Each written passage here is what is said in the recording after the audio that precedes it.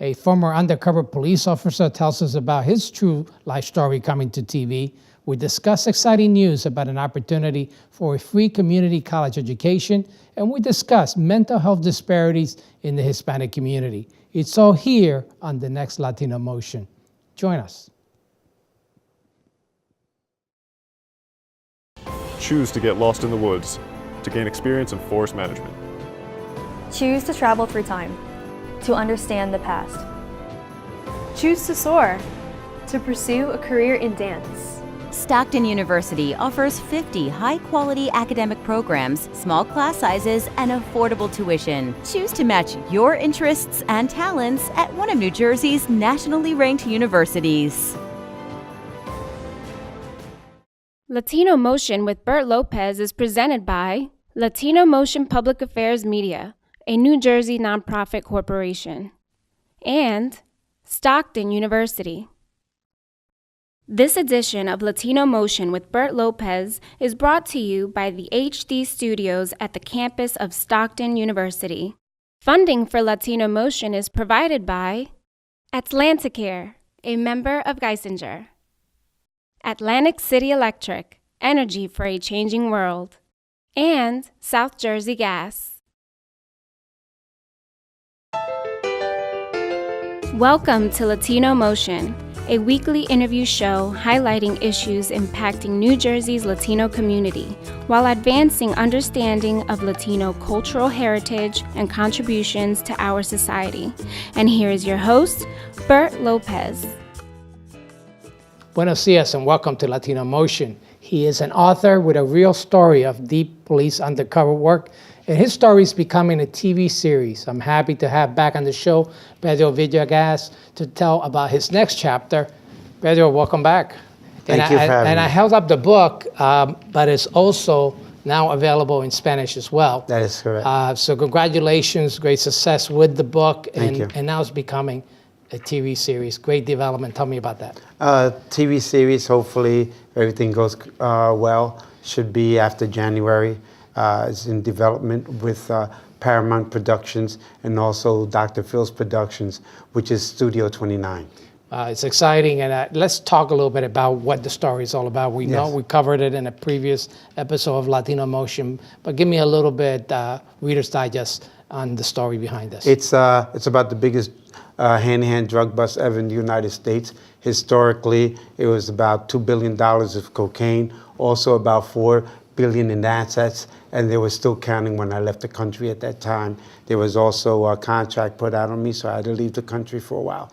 Now, you were undercover. That's correct. And you were deep undercover. Yeah. For how long, and who were you associated with? I infiltrated the Medellin cartel and also other cartels, but the Medellin was the main one. And at the time, Pablo Escobar was one of the leaders, and he was one of my associates at that particular time.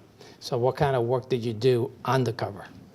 I facilitated the cartel to bring in drugs into the United States, obviously, and became one of the biggest drug lords that nobody knows about. Wow. Or they will know about it now. They're starting to know. So how much of a risk were you really taking?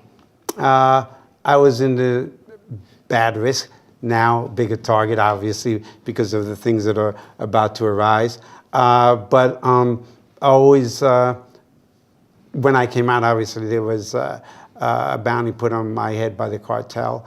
And a risk every day didn't come out for years. It's not like anything you see on TV, that's what we're going to change. We're not idolizing all the drug lords. It really tells how difficult it is to live in that life. And I was there about 10 years. It was so bad 10 years, is that unusual? Well, very unusual.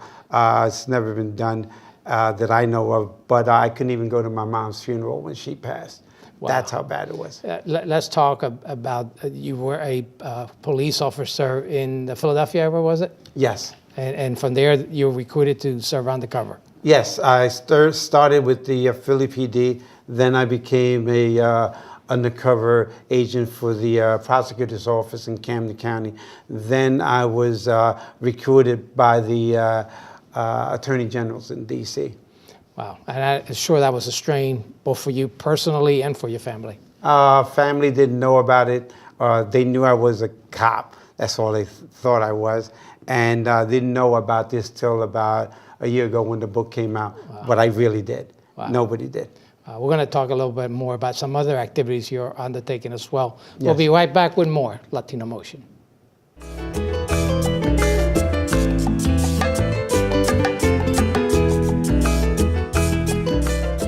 Welcome back to Latino Motion. We continue our discussion with Pedro Villegas and his true life story and his new platform.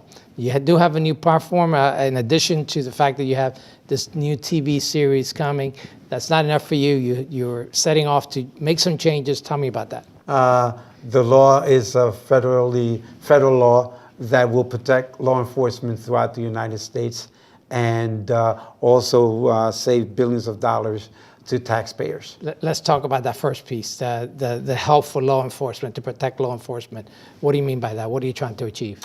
Normally, when there's some type of hit put on or a contract put on law enforcement, whether it's agent or regular cop, there's no protection. If they were to go to the police or the chief and tell them something's wrong, there's nothing for them to protect them. So nothing like a witness protection plan or providing support in a patrol officer, nothing like that happens for a cop? No, nothing at all. And all we need is to extract them from wherever they are. And people think that a contract is just on the cop.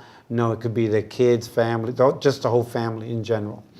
Let's talk about that second part about the informants. And yes. I know you have a real issue with the type of money that gets spent on informants who then turn around and use that money for additional illegal activity. Tell me about that. Yes, that's correct. What happens is they give them, as a matter of fact, if you can actually Google this, they've given billions of dollars to informants, probably more than we can think of. And what they do is they're career criminals. They'll sell drugs and kill people, and they take the money and go back to the corners and do the same thing. And people even think that they can stay there forever, but they don't. They don't stay wherever. And even if you provide them with witness protection plan, they just use that new identity. Yeah, they use a new identity. So if you go in a computer, you know.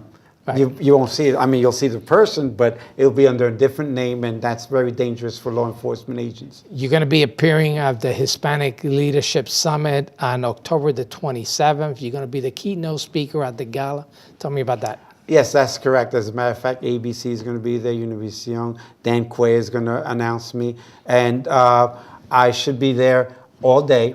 Just to let the people know, I'll be signing books and taking pictures, which will probably be rare after the law comes out. That's not happening again. So you have to take that opportunity, and I'll be speaking that evening. Yeah, the Hispanic Leadership Summit, I happen to be lucky enough to be a board member. It's taking place at Rowan University. That's correct. It's an all-day event. There are going to be workshops during the day, and then there's the gala where you're going to be speaking at. That's correct. In the evening. So I look forward to seeing you there. Hopefully we'll have a lot of people there, and hopefully they'll see the books or bring them if you have them already, and I'll sign them for you.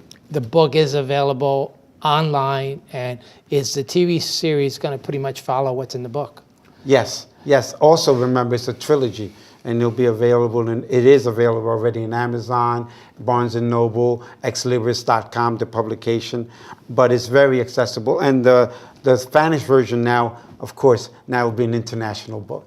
So it's local in the Badlands. That's correct. It all takes place in Philadelphia. Philadelphia, Camden County, New York, Puerto Rico. It's international book, but based around this area. All right, thank you so much. And we're going to take a quick break. We'll be right back with more Latino Motion. Latino Motion with Bert Lopez is presented by Latino Motion Public Affairs Media, a New Jersey nonprofit corporation. Join us online at www.latinomotion.tv. Find us on YouTube, Facebook, and Twitter. We encourage your comments and contributions for show topics. Welcome back to Latino Motion. Governor Phil Murphy just announced a new grant creating opportunities for free community college education. Joining me is Denise Hernandez to discuss this exciting development. Denise, welcome back to Latino Motion. Thank you, Bert, for having us back, and thank you for sharing this forum so we can tell the great news. Yeah, let's talk about that great news. So it's a grant that's just recently announced. Tell me about the advantages of this grant.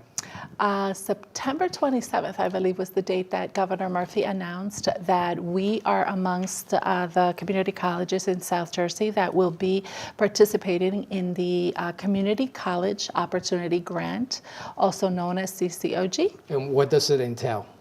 The CCOG will be a grant that will support or pay for tuition and fees after the federal grants and state grants have exhausted.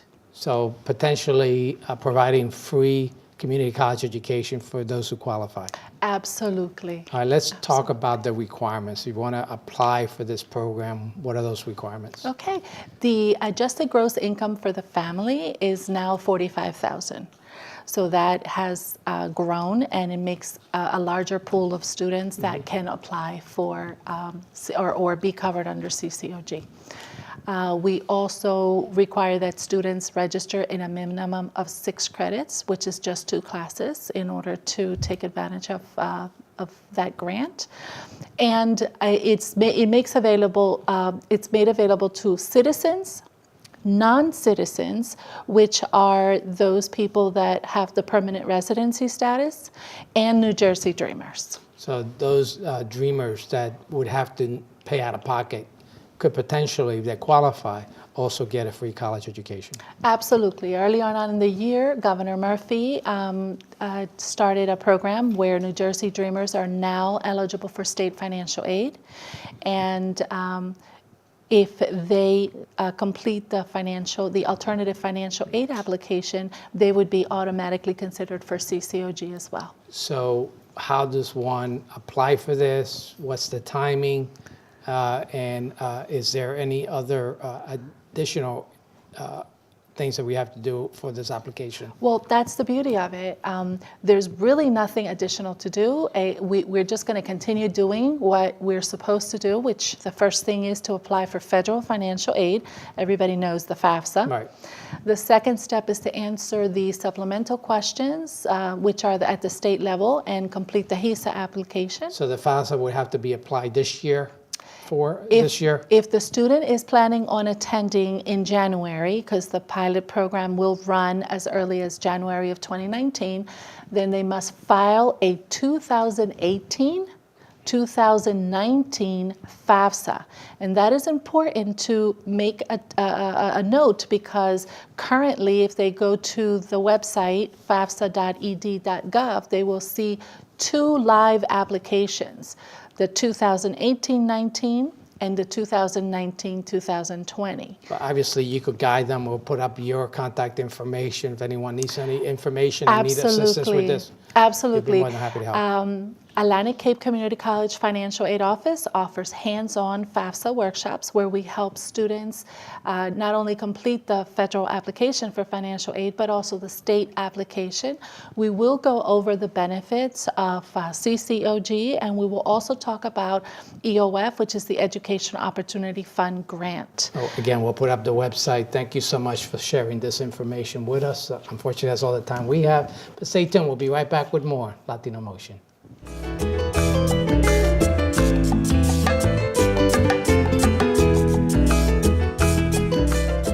Welcome back to Latino Motion. 1 in 5 Hispanics with a mental health issue needing treatment will not get it.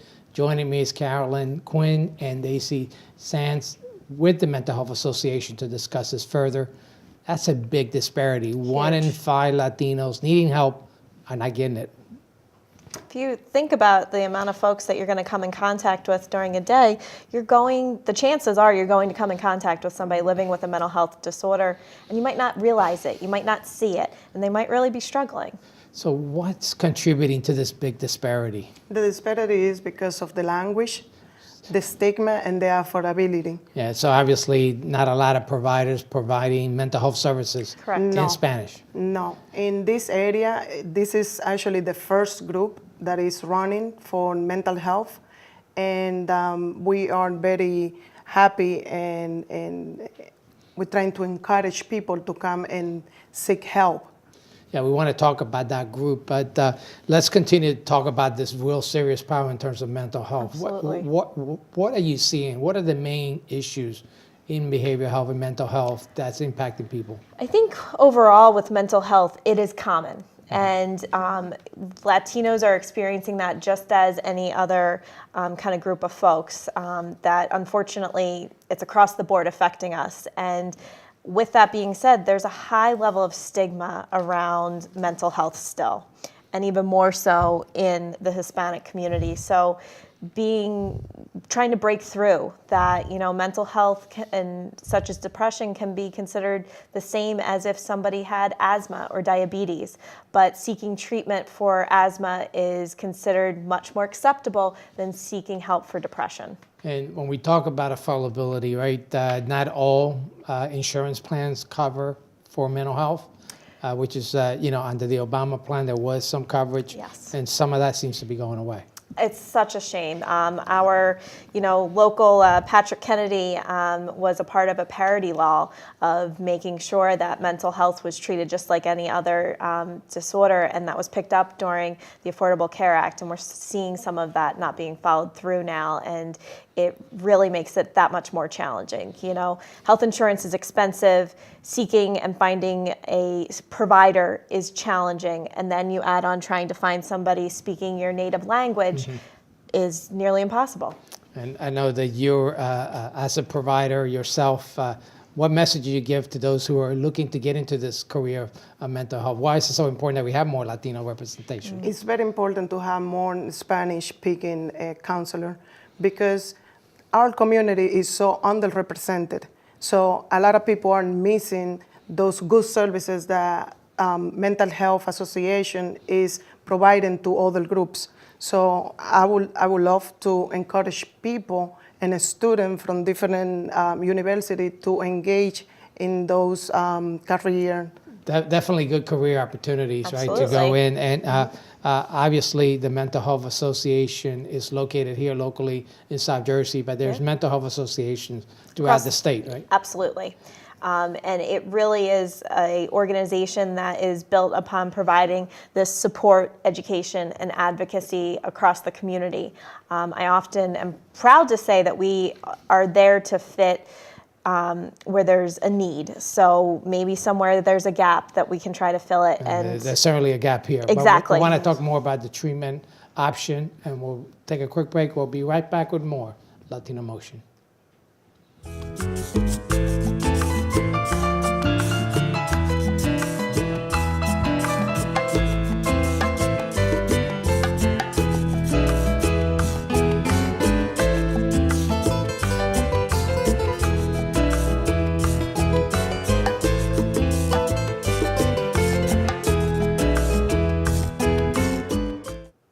Welcome back to Latino Motion. We continue our discussion on mental health disparities in the Hispanic community. I'm here with Carolyn Quinn and Daisy Sands. Ladies, we discuss about this big disparity that exists, and part of it is getting treatment, but there are some alternative type of treatments that could really help, particularly on the affordability and the stigma. Tell me about that. across the board, whether somebody is receiving clinical treatment or not, they have the opportunity for support groups. For folks that aren't familiar, they might think of an AA group or a 12-step group. But for other mental health disorders, there are other types of support groups, such as a depression support group or an anxiety support group. There's also newly, thanks to Daisy, a Spanish support group. And there are so many benefits to being in an environment where the individual facilitating the group can say, I've been in your shoes. Let's talk about some of those benefits. You outlined quite a number of benefits with the group setting. And the one quick one that I could see is it does help alleviate some of that stigma because you're not alone, right? You're not alone. And you're seeing at the head of the group somebody who talks like you, speaks like you, lives in that community. And there's a lot to be said for needing to be comfortable when you're exploring your feelings and your mental health challenges, and to have that. Especially when you're speaking in your own language. Yes. A very, very important key. Now, how about within the group setting, getting someone to open up? Is that a difficult challenge? Sometimes it could be difficult. But as the time progresses and other people start sharing, people get comfortable and they begin to share their own experience. Now, I know there's a process in terms of gaining hope, because some people feel helpless when they're facing these challenges. How does that type of group setting help them to gain hope? First and foremost, they're not alone now.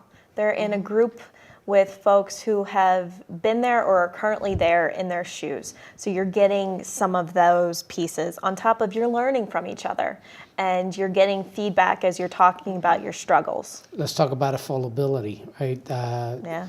Not a lot of people with insurance to cover mental health. Is this group setting make it affordable? 100%. That's the advantage of these type of groups, that most of them are free. So people can join them and not worry about having a bill. Let's talk about the group that you're hosting. It's a group in Spanish, and it's held. It's a Spanish group, 2 o'clock, 2 to 3, Mondays at Mental Health Association in Galway. So what do you need to do to join the group? All they need to do is show up. That's it. That's pretty That's easy. an easy. Yep. And if you want more information, who should you call? You can call the Mental Health Association, 609-652-3800, and really just find out more. And we can send you a calendar of all of our support groups. If you're looking for groups outside of those in Spanish, there's those as well, and they're all free. And there's also a website where you could get an assessment in Spanish Yes. of your mental health. Yes, and that's through Mental Health America, which is our parent organization. Well, ladies, thank you for sharing this information with our audience. Very, very important information. And thank you for joining us at home once again here on Latino Motion.